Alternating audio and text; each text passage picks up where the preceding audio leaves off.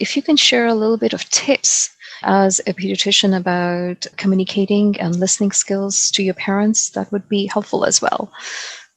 We want to communicate with our parents, I think, the way our parents have communicated with us. That's what I feel and I hear a lot. What works really well for me is when I put my 15-year-old and the mom in a room and I'm trying to have them put themselves in each other's shoes. So think about if you were at this stage, the things you wanted. And then I get these answers that, my mom didn't let me ever to do that. But I'm like, look, don't give me that answer. Like, what would you have wanted?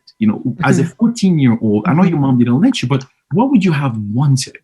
And then I'll also try to have the 14-year-old, 15-year-old in their mom. She's like, when you're going to have a kid, you're going to worry about them. You're going to be always concerned and you want them to be well. And, and you may not going to express that love. Think about if you have a, 10-year-old brother, how would you, help him? You're going to be a little bit rough sometimes and you don't mean it, but it's going to come off like that. So trying to put them in each other's shoes for a second and really feel how they feel. And sometimes there's a bit of understanding. And to me, the most valuable thing they can do, parents, is see a therapist. That therapist is a third person, is like a judge who sits there in a very confidential, professional manner, and it helps them communicate better. Instead of talking at each other, it helps them, just give that person a second. Let's see what let's finish the conversation. Let's see what they mean by that. Yes. As opposed to just keep going. You already have an answer ready to say before you even absorb and think about what your teenagers, or vice versa. The teen,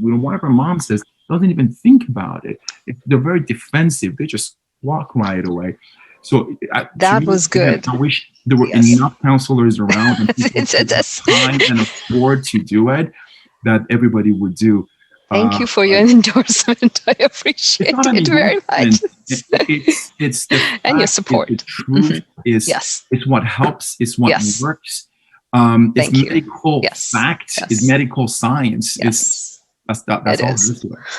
Be a better communicator with your kids. God, sometimes we're terrible at implementing that love. If you don't like it, it's not because I'm trying to offend you. I'm telling you this not because I want to get you out of my hair. It's because I care for your child. I mean, the pressure on them is tremendous. And dealing with all of those, satisfying us demanding parents